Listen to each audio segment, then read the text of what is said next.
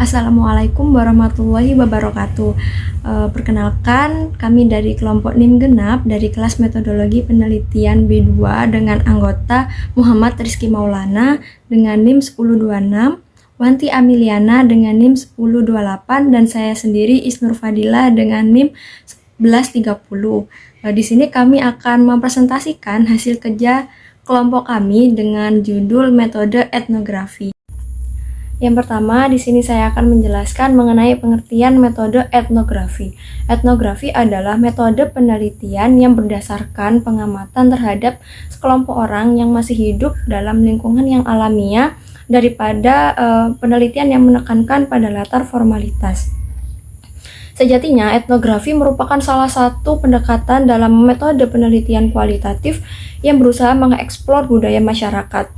Dan sejalan dengan menurut Creswell pada tahun 2012, penelitian etnografi merupakan salah satu strategi penelitian kualitatif yang di dalamnya peneliti menyelidiki suatu kelompok kebudayaan di lingkungan yang masih alamiah dalam periode waktu yang cukup lama dalam pengumpulan data utama, data observasi, dan juga data wawancara. Metode ini memahami suatu pandangan hidup dari sudut pandang penduduk asli sebagai objek penelitiannya, sebagaimana yang dikemukakan oleh Malinowski dan Spartley pada tahun 1997, di mana tujuan etnografi adalah memahami sudut pandang penduduk asli, hubungannya dengan kehidupan, dan untuk mendapatkan pandangannya mengenai dunianya.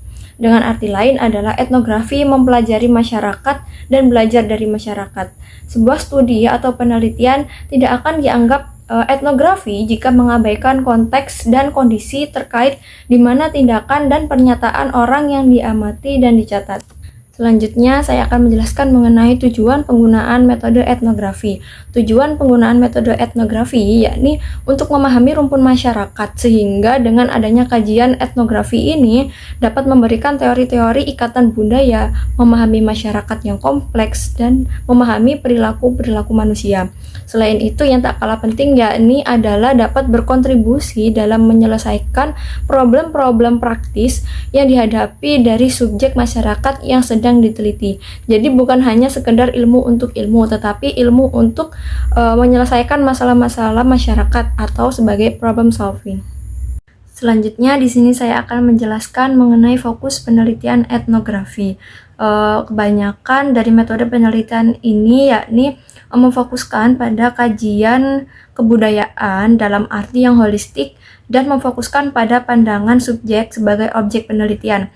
Holistik dalam artian yakni menyeluruh dan saling berkaitan antar bagian-bagiannya.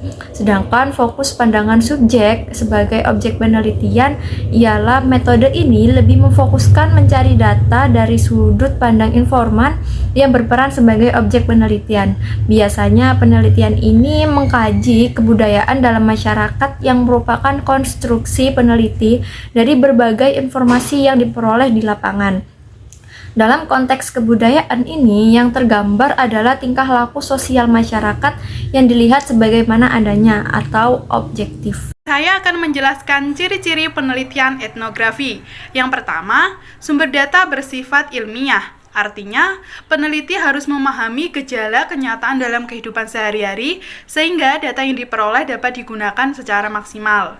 Kemudian yang kedua, penelitian bersifat deskriptif. Artinya, peneliti harus mencatat secara teliti fenomena budaya yang dilihat, dibaca melalui apapun termasuk dokumen resmi. Kemudian mengkombinasikan, mengabstrakkan, dan menarik kesimpulan. Kemudian yang ketiga adalah analisis bersifat induktif, artinya penarikan kesimpulan berasal dari fakta-fakta khusus dan kemudian ditarik kesimpulan secara umum. Kemudian yang keempat, data dan informan harus berasal dari tangan pertama. Artinya, data dan informan yang digunakan harus berasal dari sumber pertama tanpa melalui perantara, sehingga tingkat keaslian data dapat dipertanggungjawabkan. Kemudian yang terakhir, yang kelima adalah kebenaran data harus dicek dengan data lain. Data lisan dicek dengan data tulis. Artinya, kebenaran data tidak bisa menggunakan satu data, namun membutuhkan data lain. Selanjutnya, saya akan menjelaskan tahapan-tahapan pengumpulan data dalam metode penelitian etnografi menurut Bradley pada tahun 1997. Yang pertama adalah menetapkan informan. Langkah pertama dalam melakukan penelitian etnografi adalah mencari dan memastikan informan yang akan digunakan dalam penelitian. Kemudian yang kedua, melakukan wawancara. Wawancara dilakukan untuk mendapatkan data-data yang diperlukan dalam penelitian. Kemudian yang ketiga, membuat catatan etnografis atau catatan tentang budaya pada saat wawancara. Kemudian yang keempat adalah mengajukan pertanyaan secara deskriptif, yang bertujuan untuk mengetahui secara rinci dan jelas data yang diperlukan. Yang kelima, melakukan analisis wawancara, yang bertujuan untuk memilih dan mengumpulkan sumber data. Kemudian yang keenam, membuat analisis domain, yang bertujuan untuk memperoleh gambaran umum, data yang akan menjawab fokus penelitian. Kemudian yang ketujuh adalah mengajukan pertanyaan secara struktural yang bertujuan untuk menemukan informasi mengenai domain, unsur-unsur dasar dalam pengetahuan budaya informan.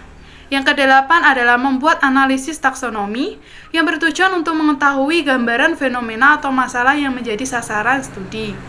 Kemudian yang kesembilan, mengajukan pertanyaan kontras. Yang ke-10 membuat analisis komponen dalam penelitian, yang ke-11 menemukan tema-tema budaya, dan yang terakhir ke-12 adalah menulis etnografis. Baik, jadi di sini saya akan menjelaskan mengenai contoh fenomena yang dapat diteliti oleh metode penelitian etnografi. Jadi di sini kelompok kami mengambil fenomena dari ritual Tingkeban, Neloni, dan juga Mitoni bagi etnis Jawa di Desa Sumberseko, Kecamatan Gempol, Kabupaten Pasuruan. Nah, di mana penelitian ini sudah dilakukan oleh M. Rifai dalam jurnalnya yang diterbitkan pada tahun 2017 tentang etnografi komunikasi ritual Tingkeban, Neloni, dan juga Mitoni, studi etnografi komunikasi bagi etnis Jawa di Desa Sumberseko, Kecamatan Gempol, Kabupaten Pasuruan dalam Jurnal Communication volume 2 nomor 1 halaman 27 sampai dengan 40. Nah, penelitian ini difokuskan pada makna pelaksanaan dan juga persiapan dalam acara 7 bulanan yang dilihat adalah bagaimana situasi, peristiwa, dan juga tindak komunikatif dalam kebudayaan tersebut. Nah, kelompok kami mengambil fenomena ini karena fenomena ini merupakan suatu fenomena yang dapat dikaji melalui metode penelitian etnografi. Kenapa? Karena menekankan kepada sebuah kebudayaan yang dilaksanakan oleh kelompok etnis tertentu, yaitu di suku Jawa, dimana kita tahu bahwasannya sudah jarang atau tidak semua orang-orang di Indonesia ini yang masih melaksanakan kebudayaan Tingkeban, Neloni, dan juga Mitoni. Sehingga fenomena ini merupakan fenomena yang kelompok kami angkat dalam suatu kasus atau fenomena yang dapat diteliti oleh metode penelitian etnografi. Nah, dalam penelitian tersebut menghasilkan peristiwa-peristiwa komunikatif yang didapat di Desa Sumbersuko, Kecamatan Gempol, Kabupaten Pasuruan, di mana peristiwa komunikatif tersebut ada 10 tipe, ada 10 subbab atau pembahasan, di mana yang pertama adalah tipe peristiwa. Nah, di mana tipe peristiwa ini berkaitan dengan penetapan hari, tanggal, waktu, dan juga tempat yang baik dalam perhitungan Jawa. Nah, biasanya yang menetapkan tanggal, waktu, dan juga hari yang baik ini adalah pemandu acara dari kegiatan tersebut, di mana pemandu acaranya itu adalah tokoh masyarakat yang ahli agama. Nah, setelah pihak keluarga itu telah menetapkan tanggal, waktu, dan juga harinya, disusul dengan pembagian undangan kepada keluarganya dulu yang pertama, kemudian disusul dengan pembagian undangan kepada warga masyarakat sekitar. Nah, kemudian fungsi dari adanya tujuan tersebut adalah untuk memanjatkan doa atas karunia dan juga mengucapkan syukur kepada Allah. Nah, tujuannya adalah agar ibu dan juga janinnya itu diberikan keselamatan, diberikan perlindungan, diberikan kesejahteraan, dan juga diberikan kelancaran gitu ya, sampai dengan proses persalinan nanti. Nah, topik dari pembahasan tersebut adalah dari acara tersebut ya, itu adalah selamatan 7 bulanan, di mana anak itu kan merupakan sebuah karunia, sebuah rezeki. Nah, untuk sebagai ucapan rasa syukur itu diimplementasikan melalui selamatan 7 bulanan ini, di mana selamatan berasal dari kata selamat yang artinya menginginkan anaknya, si calon cabang bayi itu lahir dengan selamat, dan juga ibunya tentunya kan.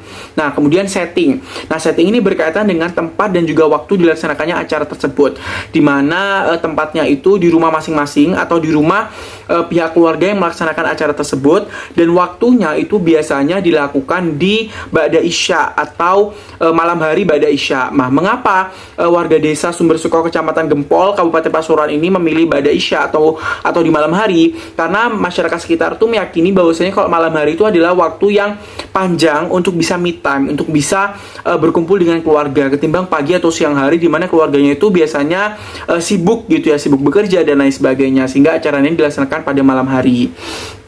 Nah, kemudian partisipan atau orang-orang yang menghadiri. Nah, orang-orang yang menghadiri itu biasanya yang pertama otomatis keluarganya, kemudian pemandu acara yang dari kelompok masyarakat atau tokoh masyarakat yang ahli agama tadi, dan juga warga masyarakat sekitar tentunya. Nah, kemudian bentuk pesan. Nah, bentuk pesan ini pesan yang disampaikan melalui nonverbal, tetapi didukung oleh pesan-pesan verbal. Nah, jadi pesannya itu nonverbal, tapi ada makna di balik pesan nonverbal tersebut. Nah, apa aja bentuk pesannya? Yang pertama adalah rujak manis. Nah, apabila rujaknya itu rasanya pedas gitu ya, rasanya pedas, maka melambangkan bahwa anak yang lahir nanti adalah anak laki-laki. Tetapi apabila rujaknya itu tidak terlalu pedas, maka melambangkan bahwasannya anak yang lahir itu adalah anak perempuan. Nah, kemudian dua kelapa muda. Nah, dua kelapa muda ini dibawa memakai emban dan tidak boleh menyentuh tanah. Kemudian dibawa oleh ayahnya dan juga ditidurkan di kasur bersama dengan embannya. Nah, ini menyimbolkan bahwasanya seorang ayah itu merupakan orang yang harus bertanggung jawab kepada anaknya dan juga senantiasa melindungi anaknya kelak. Nah, kemudian ada pembacaan surat Al-Quran. Nah, pembacaan surat Al-Quran ini terdiri dari pembacaan surat Muhammad, Yasin, Yusuf, Maryam, dan juga surat-surat yang lainnya. Nah, tujuannya adalah agar anak yang lahir nanti bisa menjadi ahli Al-Quran, ahli agama, dan juga apabila yang lahir itu laki-laki memiliki paras yang tampan seperti Nabi Yusuf dan juga sifat-sifat seperti Nabi Muhammad. Nah, apabila yang lahir itu adalah anak perempuan, maka dia bisa secantik Maryam, seperti itu. Nah, kemudian ada tumpeng, di mana nasi tumpengnya itu tidak hanya nasi kuning, tapi juga nasi kuning dan juga putih. Nah, ini melambangkan kesegaran dari calon cabang bayi nanti, dan juga kalau misalkan kuning itu adalah melambangkan kebangkitan, kemudian putih itu melambangkan kesucian. Jadi anak yang lahir nanti bisa terus bangkit dan juga bisa terkenal dengan kesuciannya, seperti itu. Nah, kemudian ada ayam ingkung, di mana ayam ingkung ini melambangkan bahwasanya ini loh, ada anak bayi yang baru lahir di dunia, seperti itu ayam ingkung. Kemudian ada tradisi yang juga unik, yaitu menjatuhkan telur dari pusar calon ibu, di mana apabila telurnya itu pecah, maka anak lahir adalah perempuan. Tapi apabila telurnya itu tidak pecah, maka yang lahir itu adalah anak laki-laki yang kuat dan juga tegar, seperti itu. Itu adalah bentuk-bentuk pesannya. Kemudian isi pesan. Nah, isi pesannya adalah disampaikan oleh kakek, biasanya dalam ceramah atau dalam sambutan gitu ya. Disampaikan oleh kakek ataupun bisa disampaikan oleh sang pemandu acara, di mana isi pesannya yang tadi itu memohon doa kepada Tuhan agar diberikan keselamatan, kelancaran, dan lain sebagainya. Nah, kemudian ada urut-urutan tindakan. Urut-urutan tindakan ini merupakan kayak rundown gitu ya, kayak urut-urutan acara nanti akan dilakukan. Di mana urut-urutan acara itu dari siraman, kemudian brojolan buah kelapa gading muda, brojolan telur ayam kampung, pecah buah kelapa gading muda, kemudian ganti pakaian selama 7 kali. Ada juga calon ibu itu jualan es campur dan juga jualan rujak, serta malam harinya itu kenduri dan juga pembacaan surat-surat Al-Quran. Nah, kemudian ada yang namanya kaidah interaksi. Nah, kaidah interaksi ini ada beberapa kaidah interaksi dari masyarakat sekitar, di mana yang pertama berkaitan dengan memberikan undangan. Nah, pihak keluarga itu biasanya datang satu-satu door to door ke rumah masyarakat untuk memberikan undangan, datang ya di acara kami, seperti itu. Tujuannya adalah untuk menghormati dan juga saling menghargai, menjaga kerukunan, dan juga bisa melakukan yang namanya ukhuwah Islamiyah antar sesama warga sekitar, seperti itu. Kemudian yang kedua, kaidah interaksi saat kenduren di malam hari tadi itu, dimana ketika warga masyarakat diberikan undangan, beliau datang menghadiri untuk menghargai undangan tersebut, adanya interaksi, percakapan, ngobrol, dan lain sebagainya. Dan yang ketiga adalah kaidah interaksi ketika melakukan siraman, dimana siraman ini dilakukan dimulai dari pihak laki-laki dulu, orang tua dari pihak laki-laki, kemudian dari pihak perempuan, serta para hadirin yang datang di situ. Jadi siramannya itu dilakukan secara bergiliran, seperti itu. Nah, kemudian ada kaidah interaksi dan juga norma. Kalau norma-normanya ini berkaitan dengan norma yang memiliki nilai-nilai. Nilai-nilai apa aja? Nilai-nilai budaya, nilai-nilai saling menghargai, menghormati, dan lain sebagainya. Nah, kemudian terakhir adalah bahasa. Ternyata di desa Sumbersuko, Kecamatan Gempol, Kabupaten Pasuruan ini ketika mengadakan sebuah acara tingkeban ini, bahasa yang digunakan utamanya adalah pemandu acara itu harus mahir dalam berbahasa Jawa. Kenapa? Karena acara ini kan namanya aja penelitian di suku Jawa ya, etnis Jawa, di mana yang kita ketahui tingkeban, loni, dan juga mitoni ini merupakan kental dengan adat istiadat kebudayaan Jawa. Jadi pemandu acaranya harus mahir dalam berbahasa Jawa, seperti itu. Baik, demikianlah presentasi dari kelompok kami. Terima kasih atas perhatiannya. Mohon maaf atas segala kesalahan. Wassalamualaikum warahmatullahi wabarakatuh.